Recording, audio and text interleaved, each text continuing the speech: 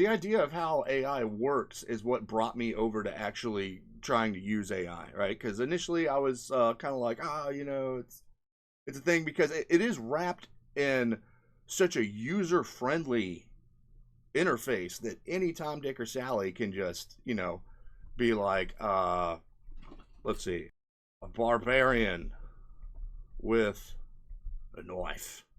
And I can hit create, and it'll give me a barbarian with a knife, probably, hopefully. Well, now, see, look at that. That's not a knife. Well, it looks like a barbarian, but he's got a spear. Yeah. But why would he do that? Why would it give me a spear, like instead of the knife and stuff? Well, you get into possibility and probability and all that kind of stuff, right? So I've been catching a little bit of flack over the whole AI thing. Let's go ahead and get this part out of the way, right? So here's my account on itch, little library, right? And then here's my account on Unity Asset Store, right?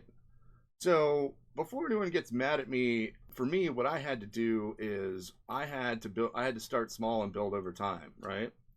So for the past 10 years, what I've been doing is I buy stuff from artists, even if it's not related to Neverspring Chronicles, because I do a lot of different game dev stuff. I have a lot of like projects and things that are just either unfinished or in kind of just like this weird prototype stage. So as I'm talking about this, I'm just going to go ahead and scroll down so you can see all this stuff. And mind you, I don't usually do package deals because I don't want things I don't need. So the vast majority of this stuff was bought individually. And there's probably about maybe $10,000 worth of assets that I've bought from other artists if I don't include the years of various Patreon I've done.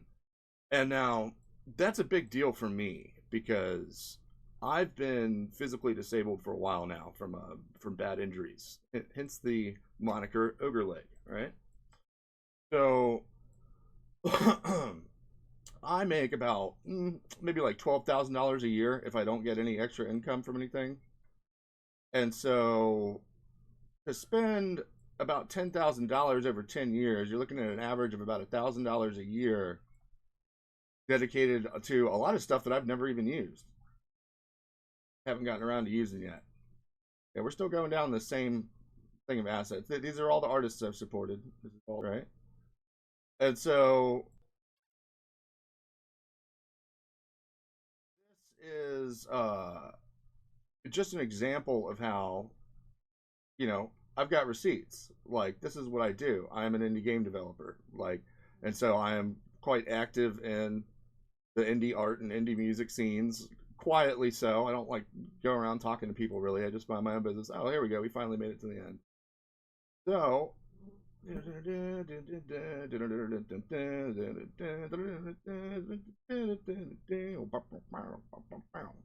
so that was just itch, right? Now let's go over to the Unity Asset Store.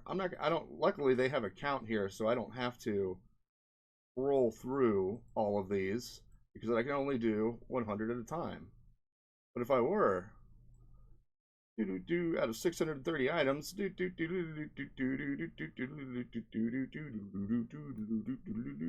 we had 7 pages. 7 100 thing pages of artists and musicians and coders all supported, right? So I do hire artists when I have the money to. And over those 10 years, to invest that money in the assets that let me start doing what I'm doing meant that I couldn't eat sometimes, or that I couldn't go out to, couldn't socialize with friends or go out and do stuff. It was money that I couldn't really afford to spend, but it was towards a goal, right? I started out not using AI at all and being like, support the artists and stuff, because I myself support all the artists, and it would be nice if, people supported me. But, it's like that relationship, the back and forth, kind of little networking thing or whatever. However, in truth, what winds up happening is everybody's doing their own thing. You know what I mean? It's not that people are mean or they hate you or something. People are just busy with their own lives. You know what I'm saying? And so it is what it is. But anyways, let's go back to this. So I did some experimentation with the idea of doing small cut scenes, right? With using like the AI image to video generators and stuff. So I'm kind of jumping down the middle here, sort of like doing my own thing, checking things out. And so when you're doing a thing, right, especially if like you can't draw or something like that yourself, it's easy to get real wrapped up in the like, wow, oh, that's neat, you know? And so jumping into it today, and I did some more work on multiple characters at once, right? Because so throughout this video, you'll notice that I'm doing about one character at a time, right? That's pretty easily done. But once this is where stuff gets weird, right? Is when you start getting into multiple characters interacting together, right? And so that's what I kind of did the other day. I went and I did some like multiple character stuff. And so this video is just going to be about the process from, ooh, that's neat, to, this isn't going to work. Some of this here. So right away, I had problems, right?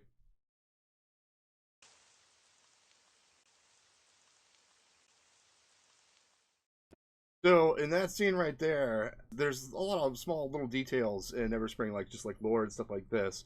But if you notice the very beginning scene of the game, Merrick's standing out in the rain smoking a cigarette, right? If you've ever smoked cigarettes, you usually don't, it's not fun to do that.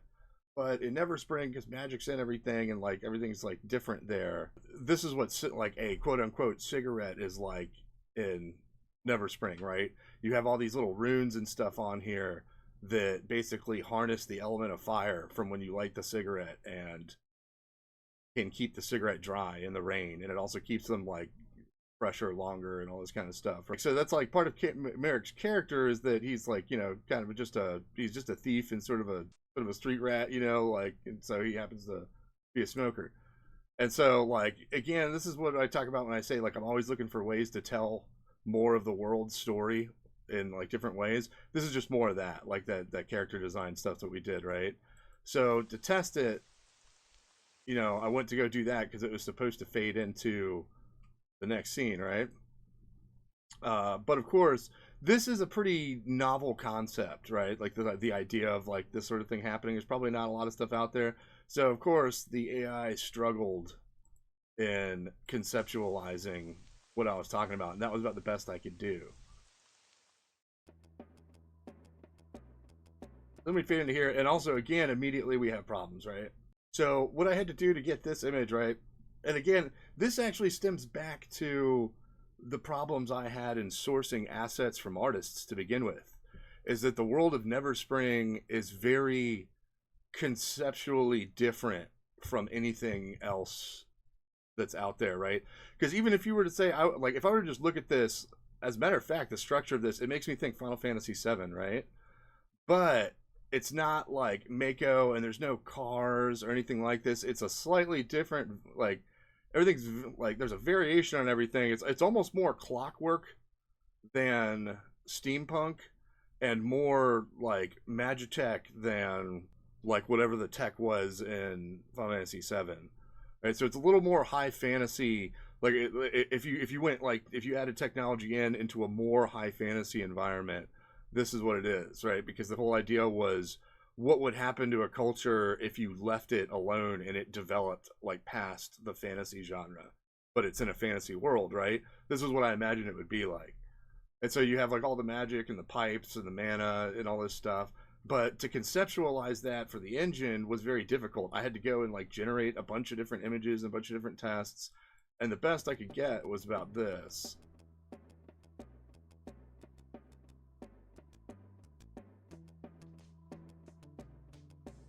And so we zoomed through the city. And now right here, what I had to do was, I was actually surprised that it was able to do it this well. But what I would say was, I would give it this original image, and I'd say, somewhere in the city, there is a man in red smoking a cigarette, waiting for his story to begin. Find this man in red and zoom in on him, right? It was something like that. And so it does, it zooms in, right? But it was giving me like, I don't know if I have any pictures left, but all right, let me pause it right before it shifts. So, you can tell, right? It looks a little bit like Ebenezer Scrooge. When it zoomed in on him, it was totally Ebenezer Scrooge. So I had to manually edit, some stuff in here. And we get Merrick, right? Now, so when I do that, I put Merrick in, right? But because I had to rely on this sort of trick of the eye to do it without it being too noticeable, I had to kind of zoom him out a bit. And so you lose some of his detail, and rather than give the AI a concept, I now have to rely on the AI to conceptualize the character on its own. So we're going to see some mistakes here. All right, so his necklace just changed. His clothes have changed a little bit. You see that? Now a shirt just came into view. So now, while it did preserve most of Merrick's character design, it made a lot of alterations, right? Like he's got a ring on, he's got like a pirate earring, his necklace looks very different. He's wearing a shirt when he normally doesn't under his other shirt, you know, and he's got this like gold chain here. So in the end, like it did, I mean, it did an okay job, right? Like if you were just doing some sort of like storyboarding or conceptualizing or something, then, you know, whatever, it's not a big deal. But it would take some work if I was to try to make sure this came out properly in doing the sequence, right? So then we zoom in on his eye, and it comes out, and we've got Natasha, Vanessa. So it was actually, Vanessa was probably one of the better ones that I was able to get some personality out on through the thing. But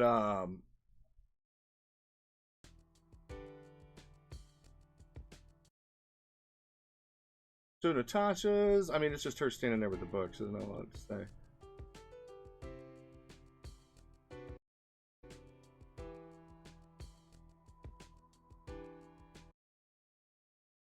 So what I did here too is you'll notice she trips over the guy. There you go.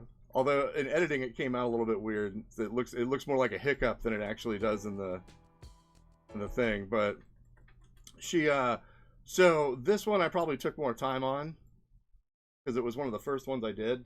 And so we've got Vanessa in like, you know, the like her club environment, because remember she's an exotic dancer from the city.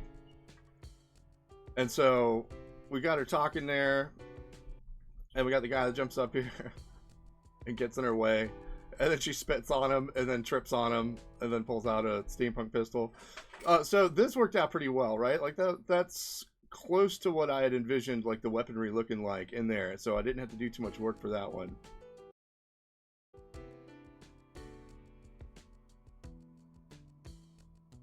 And so this was here. So I went ahead and I used Uncargo to test the ability to, right? So if you're going to go with like an anime style cutscene, of course you're going to have like action scenes in there, right? And so I was like, now I got to keep in mind that they're like mana pistols, but they also use the Magitech. And so on top of the effects, I'm gonna have, if I were to do this, I would have to like overlay the like the little rune circles that pop up and stuff like that when they cast and everything. And so I wanted to see what level of like dynamicism we could get. And so that was a little difficult too. So it gets more difficult when you start trying to have them do something in between the things they're doing. And so it took a few tries, but I did get like the Danji tattoos to appear.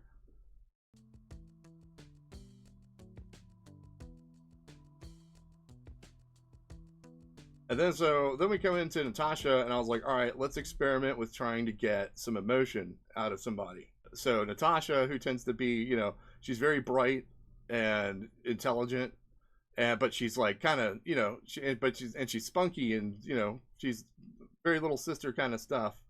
And so she's sometimes a little overconfident. And so the idea was that she was supposed to be kind of like holding this spell in her hand and sort of checking her book, and then sort of bragging to the viewer about how great she is, and then the spell's supposed to fizzle. And so, believe it or not, it took a while to do this, so I was kind of pleased with that result. I was like, all right, we'll do with that. But in reality, what I was hoping for was a little bit more like, what? You know, like that exaggeration that we talked about in some of the character designs. You know what? Is that what's missing from that one? Because, like, so, all right, let's get back to Natasha's original one, right? I think that is what's missing. I think that's that lifelessness that people are talking about. That there's no exaggeration in the animations.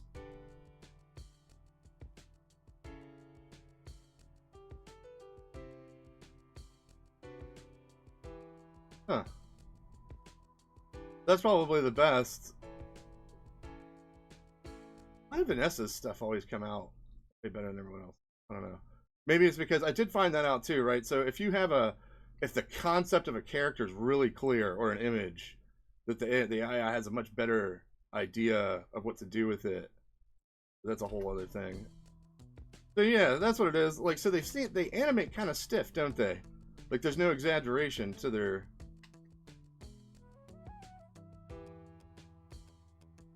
Then this is here. This was a little play on the whole thing about how like that I use the music to alter the animations.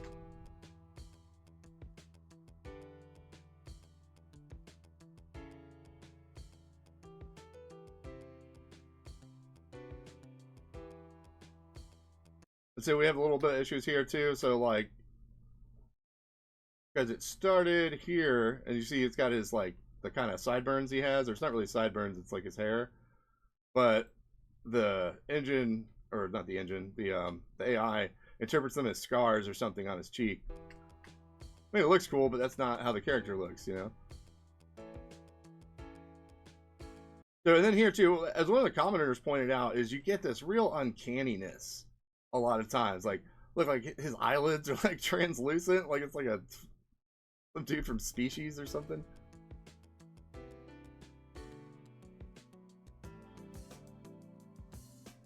And so again, this was just a test. So we just did like one of each main like end party character, right? And then like I said, because it took a while to do this and I was getting tired, so I did one multi-character scene, right? Because this is really where, like, as I was going through this, I was kind of like on the fence about it, because I was like, all right, this is something, right? Maybe I need to do an image that's very particular or something like that, and like with like clear concepts and things in it. You know, I was like, so maybe that part would take a lot of work. I was like, maybe I could do this, you know, and fix something like this. You know, this I feel like is fixable. And now that I realize what it is that's bugging me about it, I wonder if there would be a way to get more exaggerated motion out of your animations.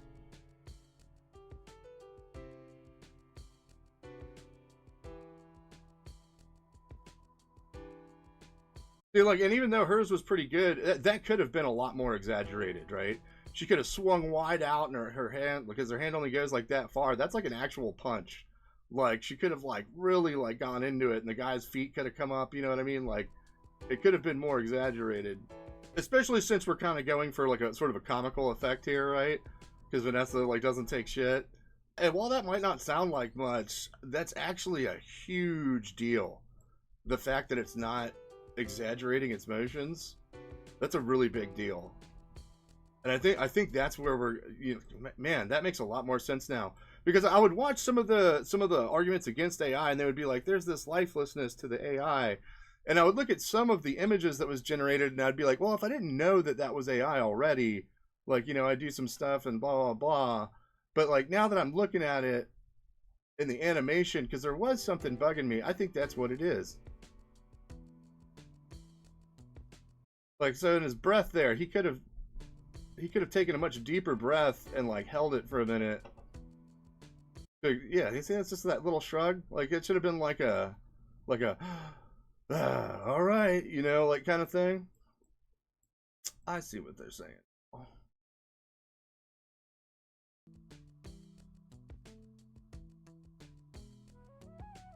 Yeah, and even that too. It's like, especially in anime, like she should like there should be much more exaggeration.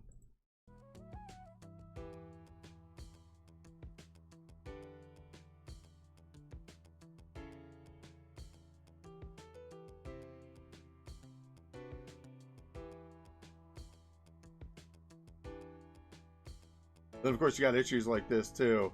So his necklace lit up instead of his cigarette. But all right, so and again, there's that uncanniness, right? So where it's not quite conceptualizing the fact that those are eyes, and then her face too. This was probably I want to say this was probably the best one out of the whole batch, simply because it was the only one that actually made me like feel emotion, right? And it was, and like, maybe it was even only just because like I've played the game and I know like, I was like, oh, that's a little heartwarming. I was like, all right, so and that's why I stopped on that one. I was like, all right, let's let's do that. So I looked into it, or so I kept going, and while I was there, I found the true use of AI. Yes, yes. I have a dark secret, everyone. I really like cats that think they're people.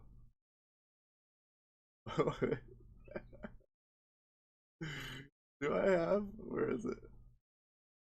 Hold on, side note. This is important. The Altifer! This was my. This is. Dun, dun, dun, meow, meow, meow. Meow, meow, meow, meow. Meow, meow, meow, meow. Pretty confident that this is what AI was truly designed for. Meow, meow, meow. Alright. Where were we?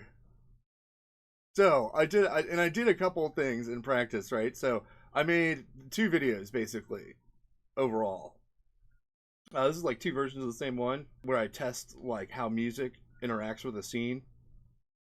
But this was our Neverspring one here. So I was working on some of the stuff, right? So the first thing I did was I was like, all right, let's get like a brother sister scene. Really messed up because like one scene that would come into my mind would be like Merrick doing something, doing Merrick stuff, and Natasha being like annoying little sister and like bothering him, right? So what I start with is this picture. I've got a transparent background, so it'll make it just black when it comes out, and I've got Merrick and Natasha, and so now I want to conceptualize for the AI something about their relationship, so I put them back to back like this. And then, so I tried a couple different prompts. The first one comes out. I've already deleted some because I try to keep my box clean so that it doesn't affect my other generations. But let's see. So a very simple one here, right?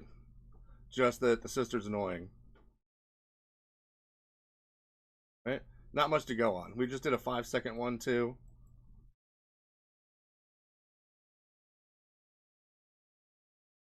Then of course what I did was I captured one of those. I popped a frame out.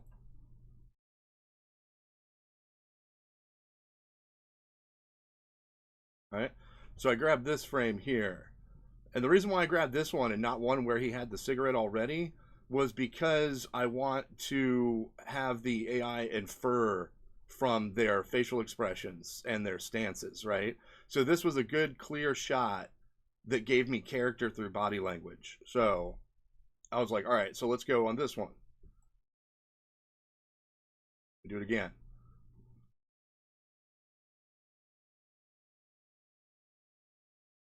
Not much to go on there, right?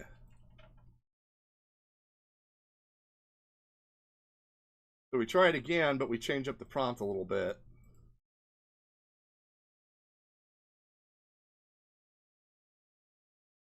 All right, not exactly what I was going for, right? So the man and the girl, big brother and sister, blah, blah, blah. Little sister so annoying. Little sister steps towards the big brother.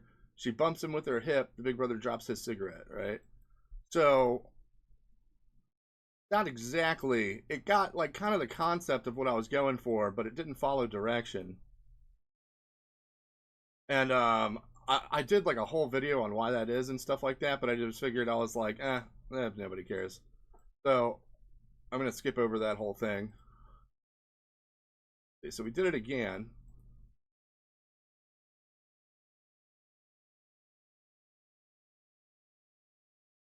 That was a little bit better, right? At the end, he looks kind of annoyed that she made him drop his cigarette. But then, of course, we get this uncanny sort of like fractal ghost face, and her eye falls out. Like, a lot of stuff going on.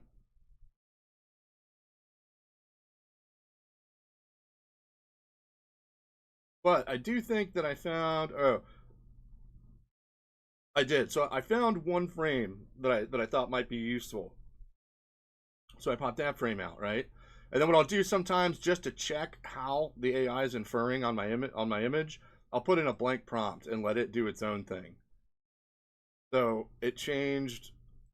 So it didn't pick it up on the twin tail, and it switched her hair to a ponytail. Right? So I was like,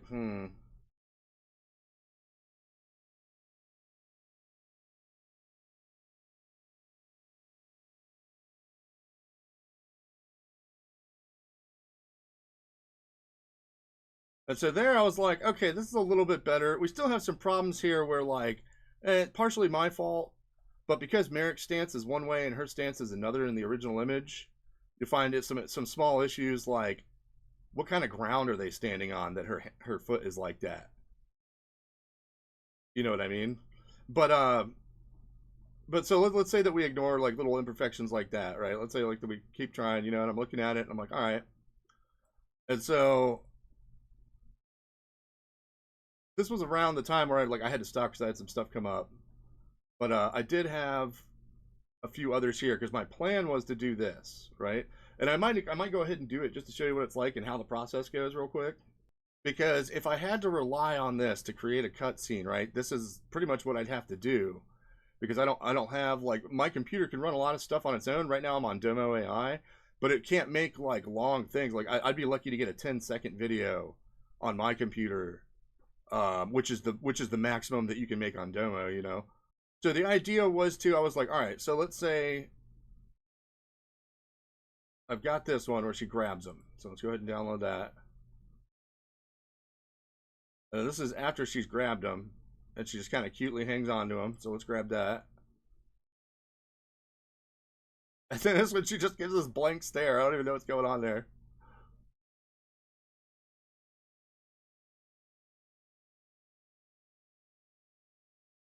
That one's kind of cute. All right, so we grab that one. All right. Meow, meow, meow. Meow, meow, meow, meow. All right, so what I want to do is I want to start with this one. And then I think this is the one I want to grab, right? Okay.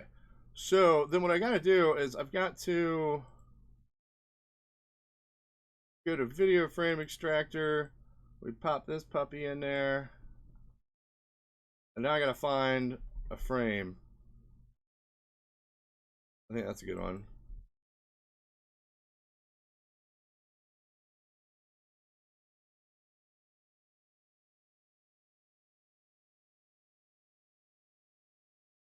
And now what I'd like to do, let's even see if I can do it. I don't know why that face is so funny to me. She just looks so blank.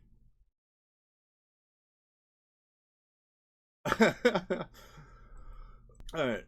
So I do like this one, right? So let's see if we can reproduce something similar by regenerating it. Hopefully it'll preserve the seed. And let's do here. See what we get.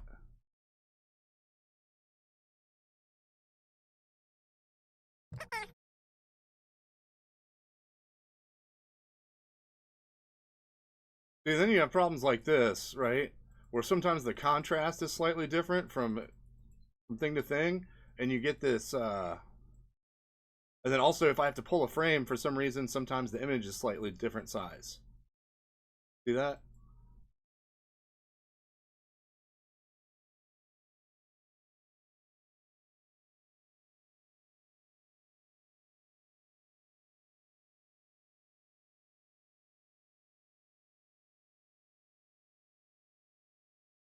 So you've got to find these just perfect moments where you can connect these clips.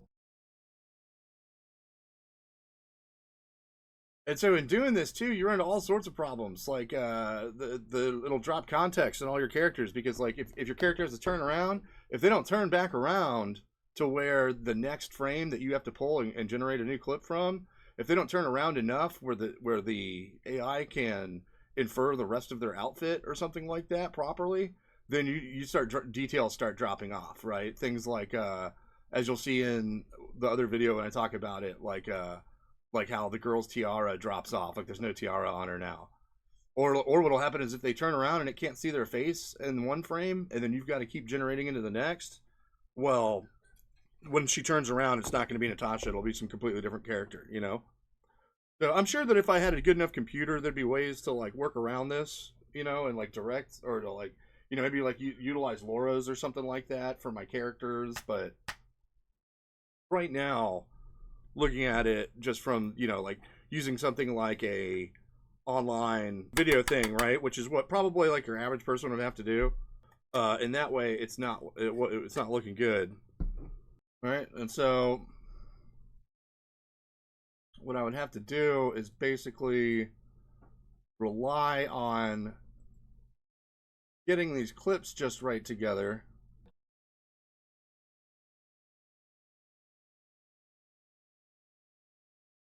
And see, look, it does it again. So it's almost like every time you got to go in a new frame, it's gonna like zoom in slightly. Now that might be the fault of like the free online thing that I'm using, you know, but like these are all sorts of little problems that are creeping up.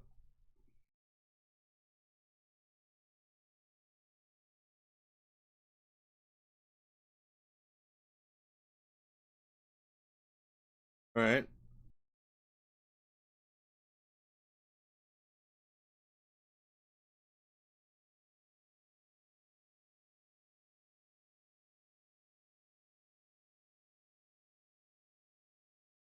So now I'm remembering what I had to do to get like that scene with Duncargo going. I had to rely on a mix of like creating full like new clips, creating clips that loop, and then finding ways to connect them together. And that's why like I even said to somebody who commented, I was like, the more that I worked with this, the weirder it became to refer to this kind of stuff as AI art. Because especially with the way that the engine works, since you're kind of diving into this realm of possibility and your AI is like conceptualizing something amidst it and then like bringing it back, it's actually a really complex, really weird process that will rabbit hole your face off. So be careful with that. But you see how many like kind of tries I had to get just to get that one scene out with Vanessa.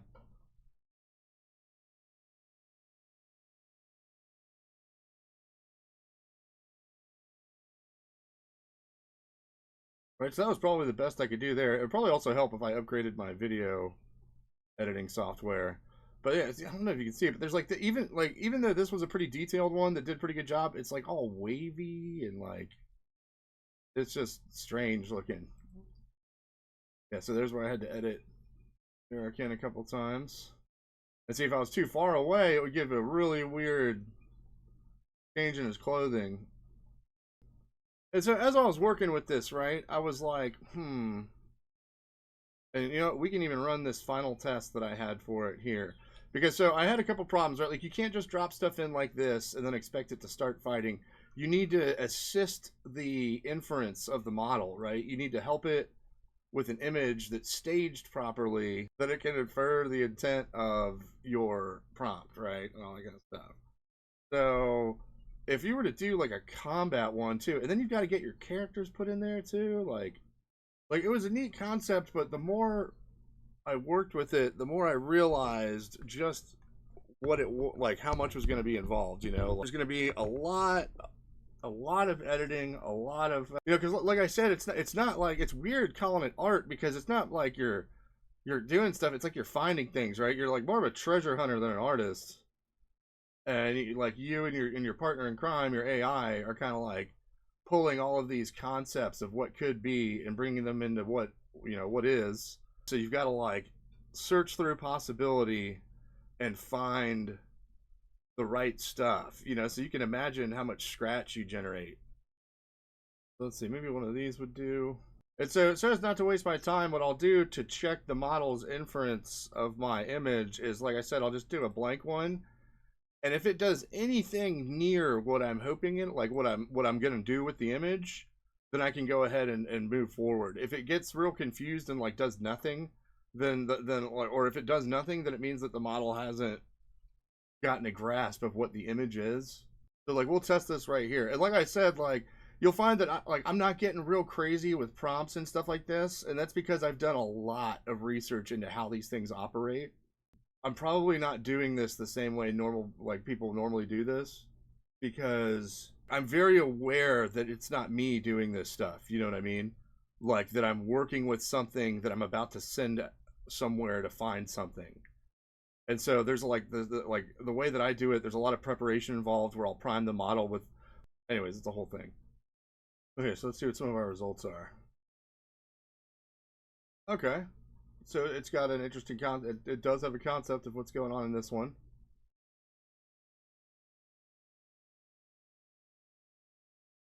This one not so much.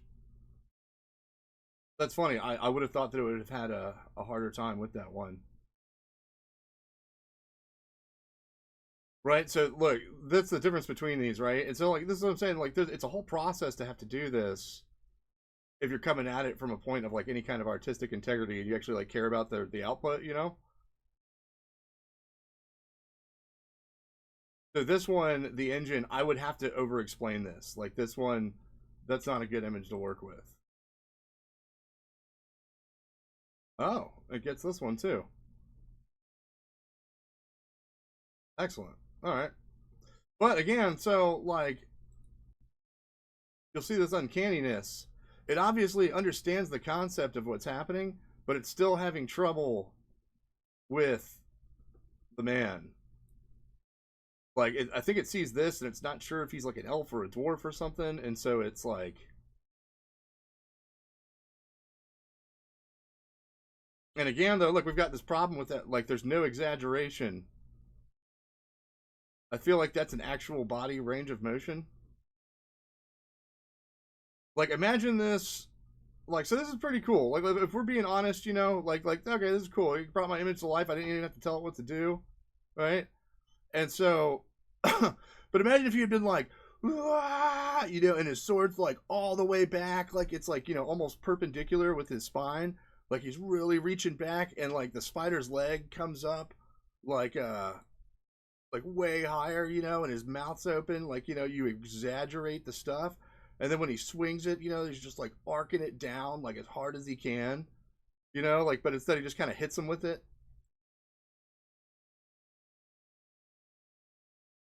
you know.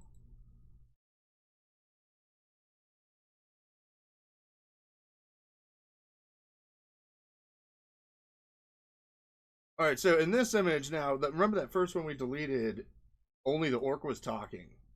What that means is that it doesn't even understand really that there was another guy in the room. So this one, at least it understands that there's two guys in the room. See? But it's not understanding right off the rip that they're supposed to be fighting. So this one, if you really wanted to, like, you know, if you wanted to put some time into it, maybe.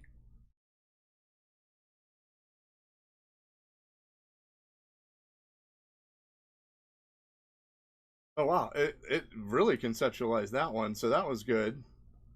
So it could tell that what he was doing was shooting at the guy's axe.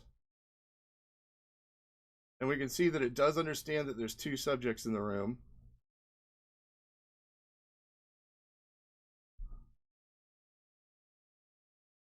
Okay.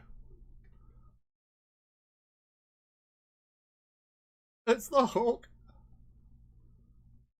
So then see what I would want to do is if I wanted to continue these scenes, now I would need to like we'll do this one because I feel like it conceptualized this one really well.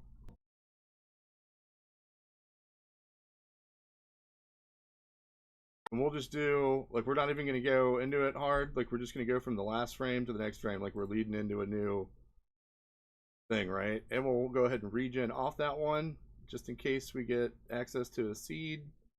So this, just out of curiosity, while that one's loading, I will go ahead and just throw this one up because what I'm seeing here.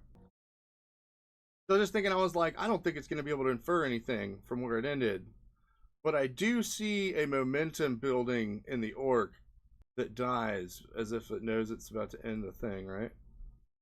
Right there, I can see it in his eyes. So I went ahead and I did several gens here to go ahead and show what one of the biggest problems is with doing this, right? One of the things so there's a lot of problems that arise when you try to do this, to make like a little cutscene for like a video game or something like that. One is that it's very easy for the model to lose concept of things, especially like I said, if like, so I did a couple tests here, right? Like here's even this image, which it obviously understands very well, you know, it's starting to have trouble with when I start moving camera angles and stuff, right? And it didn't take long for the concept of the two of them fighting to break down almost completely. Right, so that was probably one of the best ones I got, but the problem is that the model gets confused because, and you can see why, right? If it has to come back and check its steps, and then it's somewhere along the line, the image looks like this. Like it's got no idea what's going on there now when it goes to the next step, and so rather than cutting the thing's arm off, it duplicates the skeleton, right? But there's another reason why I did that too. So it's not even just the concept falling off, right? So then I get into where I'm like, all right, let's go ahead and start like directing it, right? So we get this one. It started out kind of promising, but then it's like, right? Then we get to this one, and it starts dropping concept altogether. Like, hero battles the evil skeleton, right? You know, and it's like, I don't want to. But, you know, I wind up grabbing one from one of here, right? And even in this one, which was kind of promising, watch his arms.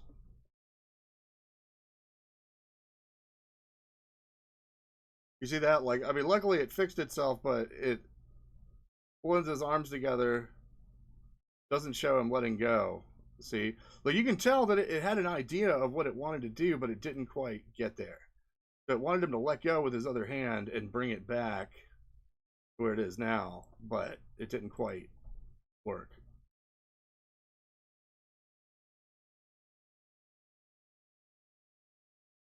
So then it would get locked into the idea that like getting stuck on the idea that they're like locked in some sort of like, you know, Dragon Ball Z 3-episode long conversation.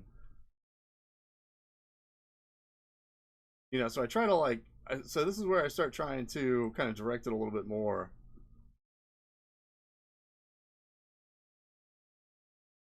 And again, as soon as we need to start panning camera angles, it's not working too well, right?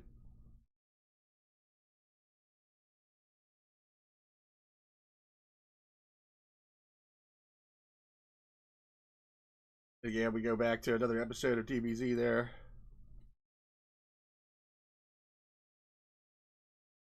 And so this is where I start to realize what's actually wrong. Right? Because right here, I should have like, so I grabbed one of these frames here. This is an excellent, you can see all the momentum building. You like the model should be able to infer what's going to happen. What do you think's about to happen to that dude? Like judging by the skeleton's body language. And so like in my study of AI, this should be a beautiful image. I should not need to prompt this. The concept should be already in place, right? Like just how easily it was able to see that it's grabbing his hand, right? Even though it's kind of messed up, it's understanding that like his hand's being gripped or somebody's gripping somebody's hand, right? So, but once we get up to here, talking,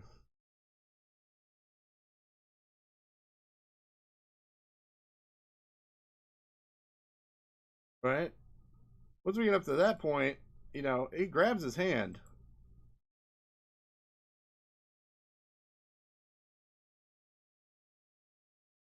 Right? Even though really like in the image it looks like he's grabbing like he's holding the sword, but you can tell from the motion inferred that the idea is that he's grabbed his hand and is basically holding his sword hand so that he can't defend himself for this incoming blow. Right? So I build off of that.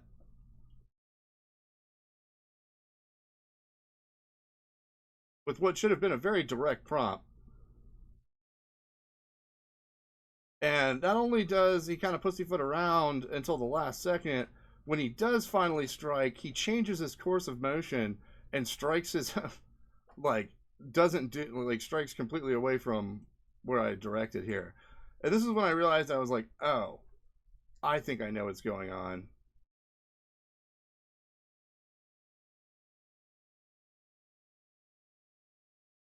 What we have here is a censorship problem.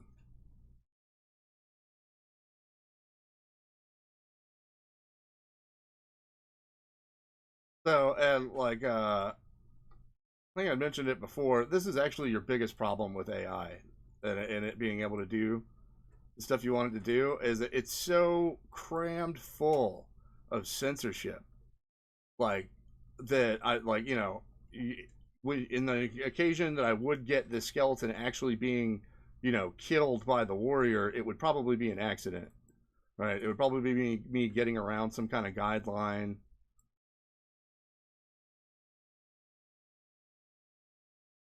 So it's just like every time, no matter how I describe it, I get sort of this. Like, I don't even know what's going on here.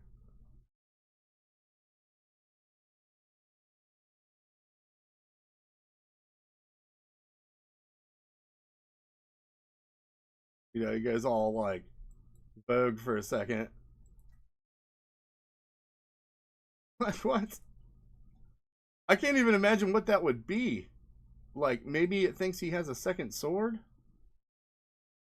because of the way his hand is gripped. I don't know. But so what I have to imagine is that, it's so chock full of like crybaby censorship stuff that I can't even get a cool anime thing to like, dispatch a skeleton properly when it clearly understands the concept of the image, right? So if I was to even try to do this, I would have to do it on a local model where like they've like, gotten rid of some of the censorship problems.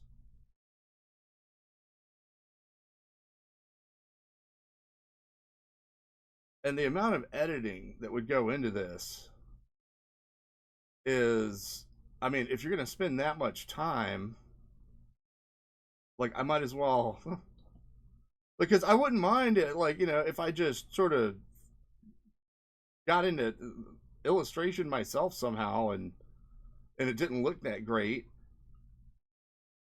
But at this rate, like I said, because especially like it's not like you're making images or videos, you're finding moments of an idea, and then it's printing that conceptualization into image or video formats, right? So it's almost like these are like moments in time, like somewhere else that I'm just pulling out, and so I never really know what I'm gonna get. Right now, we're already having trouble with an image that it can conceptualize properly right off the rip. I would need to get my characters into positions, right? Like, since I'm not an artist, and like, if I wanted to do all this myself, just like, all right, let's get AI to do this, I would need to stage my characters appropriately until the model got a concept of what I was trying to do. And then I would have to explore all these different possibilities of how the scene could play out. And that's assuming that they don't like something like this doesn't happen to them where they get real uncanny and just all weird and stuff. So like let's assume perfect output every time. And once we've gotten, our image staged that we want to start with, I'm still going to have to um dig through this like toy box of infinity until I find about, anywhere between 1 to 10 seconds at a time. And what happens too is like sometimes you'll get into stuff where it's like this far into the clip is you see like and like everything else is crap, but like this far into the clip you can go, and then that's more times you have to worry about like seams in your video editing too, right? Like you can see them in this.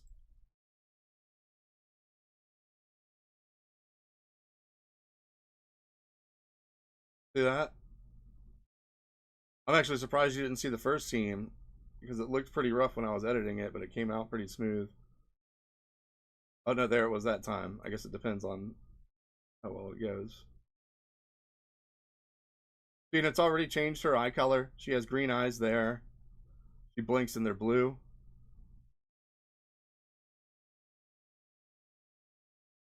And if Merrick were to turn his head again, since I had to, right? So like right here, boom, right there. That's the next frame, right? That like the next part of the video starts with. So it has no idea what's behind his head here. And actually, I think he does turn his head back, doesn't he? And then remember our shape language in Merrick's design.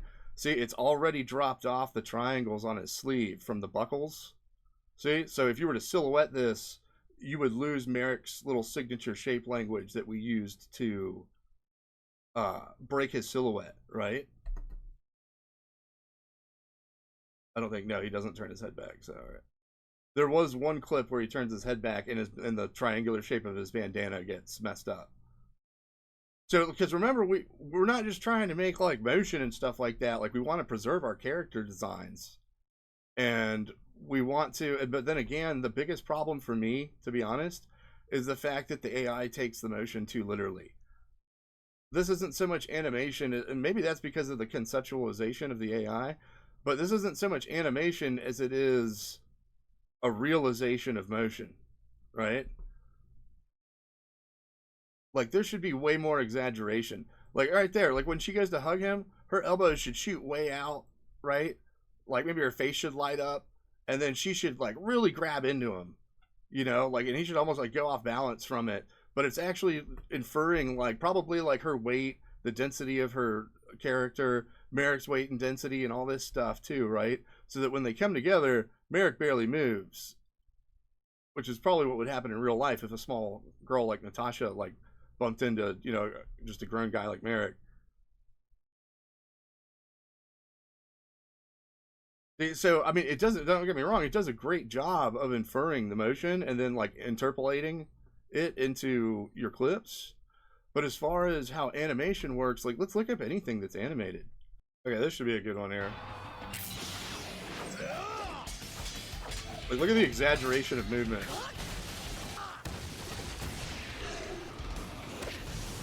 That was a good one. All right. Can we slow this down? Like, look how ridiculously over-exaggerated this movement is, but it looks great when you're playing it.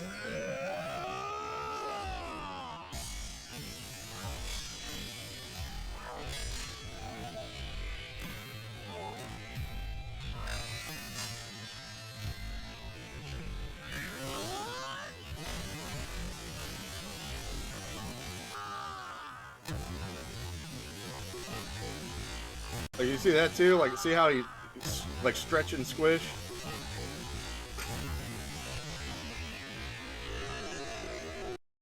Oh, I'm sorry about that noise. Holy cow. Alright, here's the part that I really like. That right there. Like, you see like that?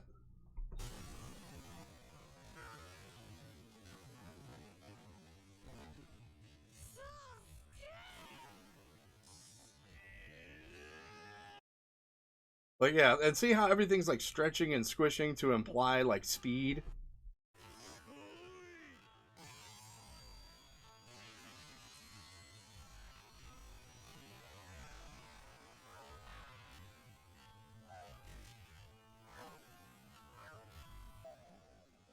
Like, that was a good one too, that chop he did over the head. It's all this exaggerated motion. Like, see, his knee went way higher. Like, that's not how a person's knee would go, right? Especially if you ever watch like MMA or something like that. It's much stiffer and shorter.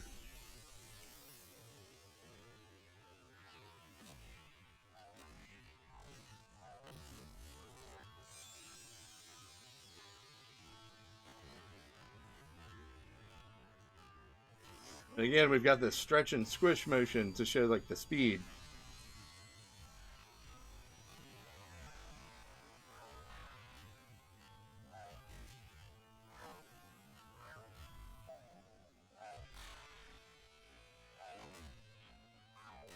Right there, his knee, like his femur is way longer than it should be, right?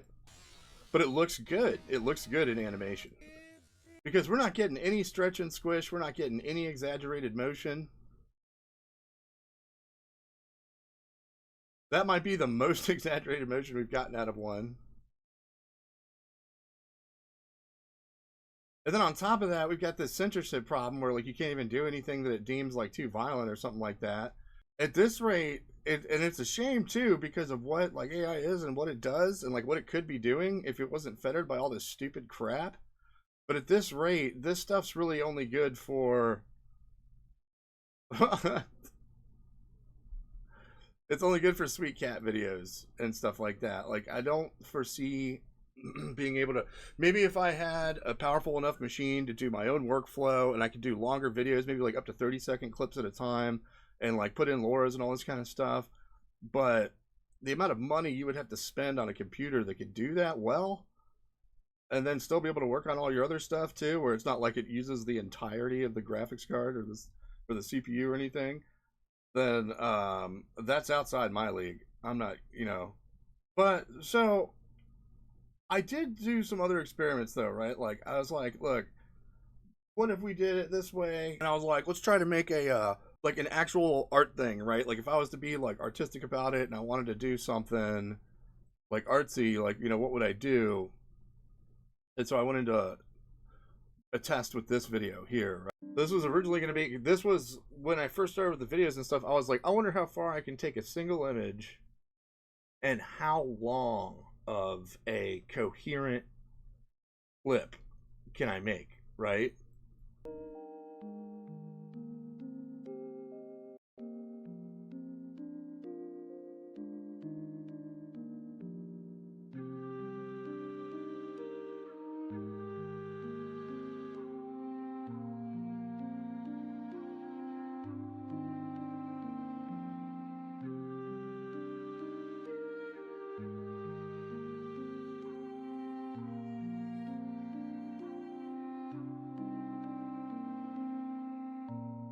Alright, so, or we'll just watch the whole thing through.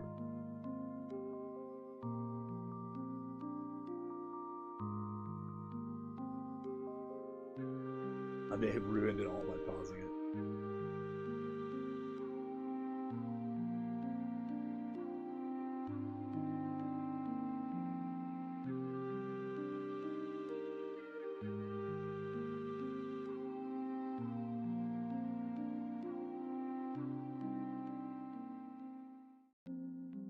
So the idea behind this one was I had this character that I was working with, and for some reason while I was working with it, I was reminded of back when I used to play World of Warcraft, right?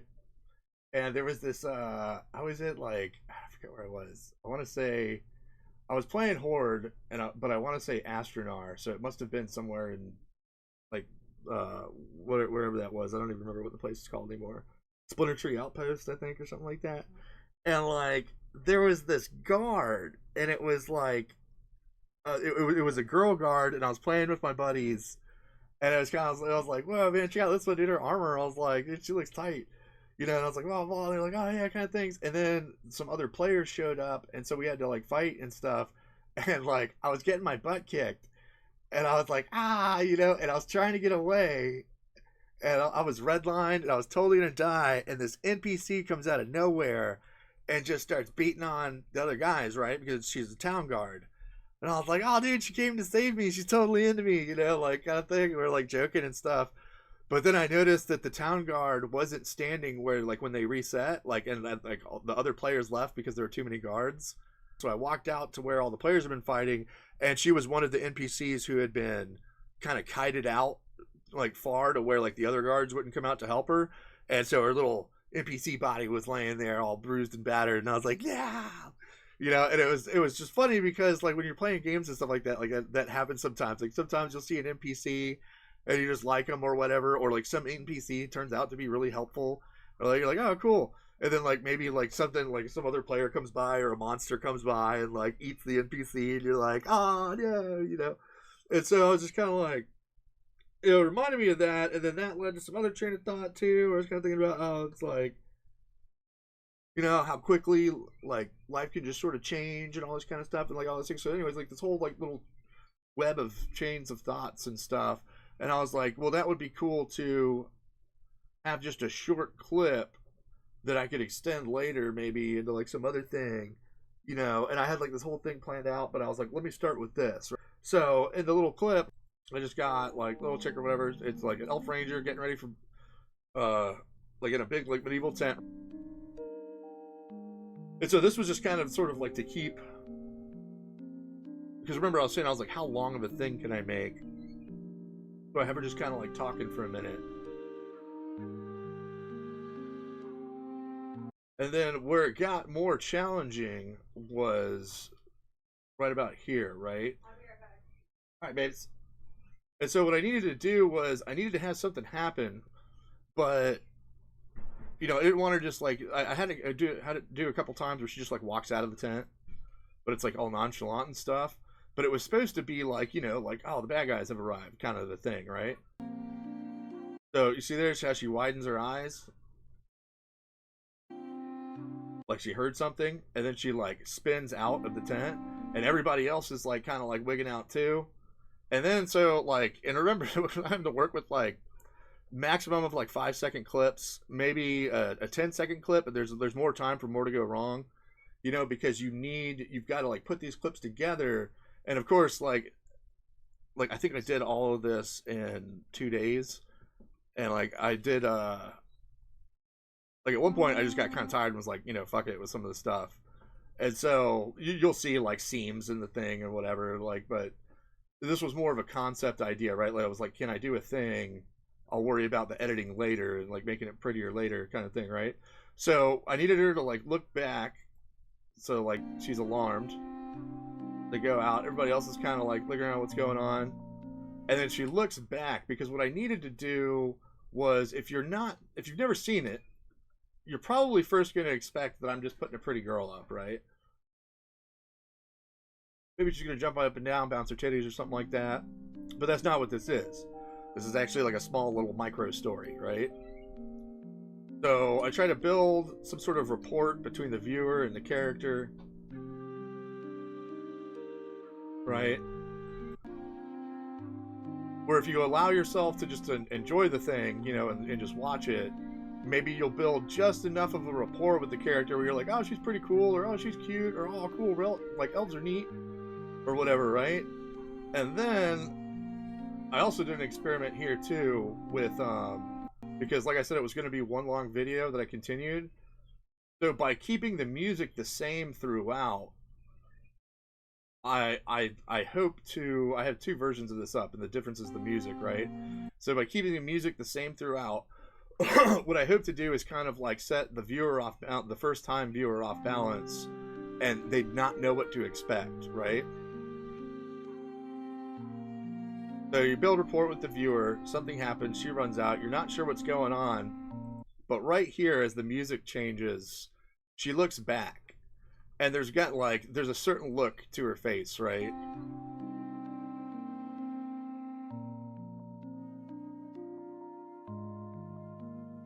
And then like in slow motion, they start running out. So there's one of those seams.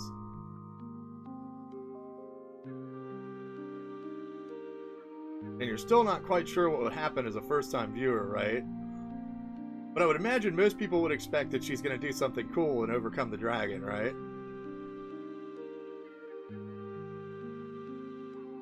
That was a seam too, that sucked. I was tired. But so, and she gets defeated by the dragon, right? So what I needed to do there was have her kind of have this moment where, if I did it right, this should build almost like an anxiety in the first time viewer, right? That they're like, that's ominous, that she's looking back at you like that with that look, right? And so it's you wanted it to, and we needed her to run up like so, and of course there's problems in it, right? So her bow went from brown to black, and then when she picks it up again, it's been to like yellow, right? But like I said, this wasn't about making a perfect video, it was about like testing a concept.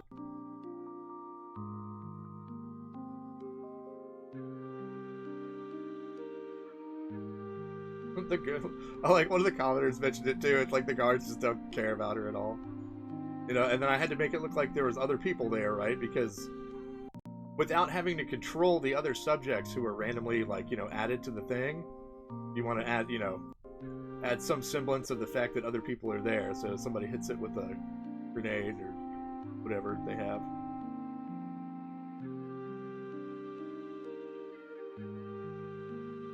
And then so here initially she was supposed to. So I had a problem here, right? So whenever you have a, especially if you have to like move to another scene, right? Now that she's turned around, by the time I get to the next scene, because I'm gonna have to start one of them because you have a back view for so long. What happens is by the time I put the next image in, remember, because like I said in the last one, it's they're like living and dying, none of them remember anything. It's a new one every time. The next little AI that comes along when I need to generate one has no concept of the fact that she has this on her forehead, right? So the problem there became that I had some other generations that were a bit more dynamic and like, exciting, if you will. But the problem was that if she turned her face back without that preserved concept of the tiara, she loses it. You see that? The tiara is actually gone. So in this original one, the dragon blows the fire. She drops the arrow and the bow, and like in one of the ones is she was originally she looks back at the viewer with this kind of look like she knows that like she's screwed, and then the fire consumes her completely, right?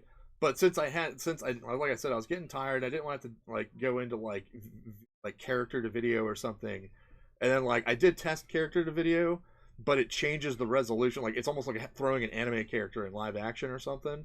Like it looked like Roger Rabbit, and so I was like, all right, I'm not gonna mess with that. Then I'll just have to be better at inference next time, And so what I wound up doing was having to like splice two of these things here, where she kind of recovers herself, and then like re-knocks the arrow and tries to get a final shot off right before, but like she's not quick enough, and like dragon gets her, right? So the way that like you do that, because if you like generate stuff like this, like you might not get the right facial expression you're looking for, you might not get the the this or the that you're looking for, because one of the things too that I noticed, and I'll use this as keyframes too, is there are times when it gets a really good concept of what's going on, and you'll actually see, there we go, you'll see like the light catch in the character's eye. And I guarantee you, like, I know you might be like, oh, well, that's just the lighting and the angle. And it's like, no. Like, there's more going on there. When their eyes light up like that, you'll notice that, like, a lot of everything snaps in. And, like, then the blurriness will go away for a minute. And it's almost like the little character, like, kind of comes alive for a second and gets real animated. Yeah, you see that? Like, it's like seeing a light in a person's eyes, right? Like, kind of thing. Like, they get more one way or another. So if I can, yeah, see like these moments of like actual emotional expression and stuff, their eyes will light up. Like they look like they're, they look more detailed and everything. And so if you can, like when you have to cut clips, if you're trying to like make a longer video that's like longer than 5 seconds, you can like try to time your frames, you know what I mean, until you see their eyes light up, right? Like right there versus right there. See that clarity in the eyes. And so that was that version, and then the other one, like I said, was just a difference in music. But like, and like I said, like this all has to do with like video game design and stuff too, right? Like like what kind of music does what, where, and stuff like this, and like it's, I mean, honestly, all of it's important. I think like it's an overall art of like storytelling and stuff.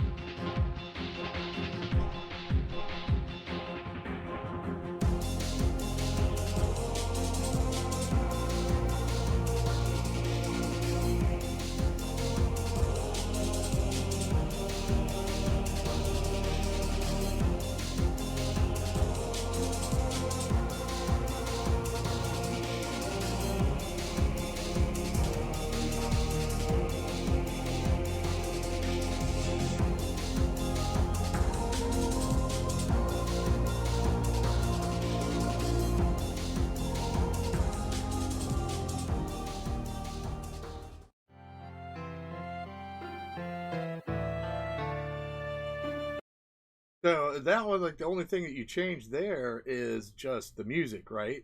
But I don't know if you could feel the difference between the two of them, but it makes them feel very different, right? So like in the first one, it's like a much more milder thing. The music never changes. You know, it's the same song throughout. It's more kind of like a memories type thing, right? By the sound of the music. And it's more subtle in that, right? Like it's more like you're trying to sort of misdirect the viewer into thinking one thing, but you drop hints along the way that it's not going to go the way they might think, right?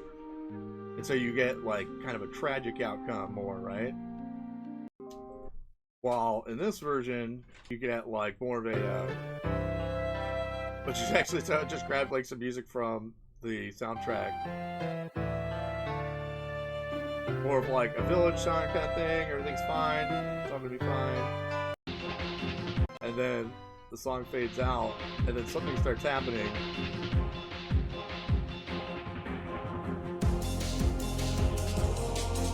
And so it's like a little more higher energy.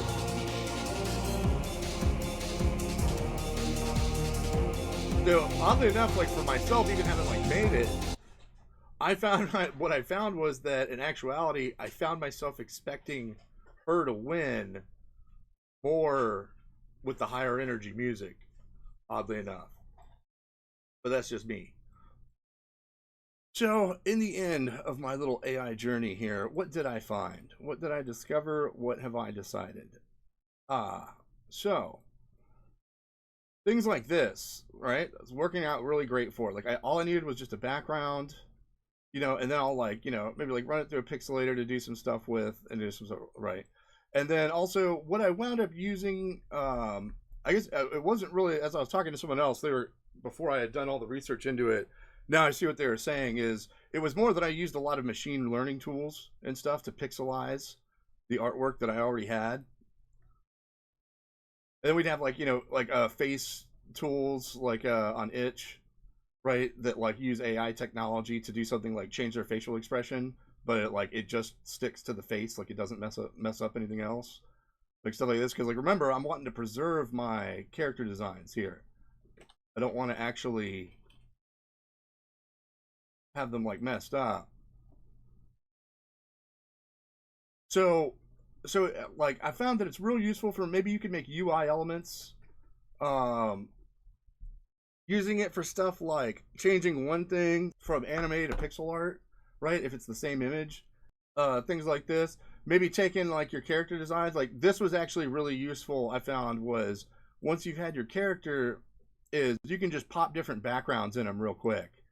Because remember what we were talking about in that character design video, where it's like, okay, now that you've made your character, you want to see what they look like in different environments, like see so that make sure their clothes don't clash and stuff like this, right? So it was really useful for that. Um, Conceptualizing original ideas was very difficult, right? What you're gonna have to, there's gonna be a lot of editing involved and stuff here. So what I'm gonna need to do is if I want to get this to work in like that video, like the problem we had, I'm gonna have to go in here and edit myself exactly what I like, at least one frame of exactly what I'm hoping it'll look like, right? So I'll need to like blue some of these out in different shades of blue, as if to, you know, suggest that some are lit up and some are fading away. And then I might need to put like little shield, like little particle shielding up here, so it looks like, you know, because what I was envisioning is when a raindrop hits it, you either see kind of like a spark, like a blue spark, or you might even see almost like a force field type thing when it hits, because it's not actually getting to the cigarette or something, right? So you would have to edit in like kind of original ideas like that. It is very difficult to do this stuff well, right? Anything beyond kind of like a 10-second clip, if you're not just sort of, if you actually care about the outcome, you know what I mean?